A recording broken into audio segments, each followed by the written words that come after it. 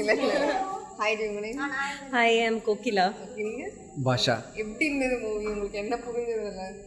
நல்லா இருந்துச்சு, எமோஷ்னலாக இருந்துச்சு, எக்ஸ்பெக்ட் பண்ணதை விட நல்லாவே இருந்துச்சு. நல்லா என்ன எது ரொம்ப ஃபீல் பண்ணுச்சு இந்த சீன்? ஃபேமிலி அதோட இம்பார்ட்டன்ஸ் பேரண்ட்ஸ் இருக்கும்போதே அவங்க டைம் அண்ட் அவங்களுக்கு நம்ம கொடுக்க வேண்டிய ஸ்பேஸ் இம்பார்ட்டன்ஸ் எல்லாமே இருக்கணும்.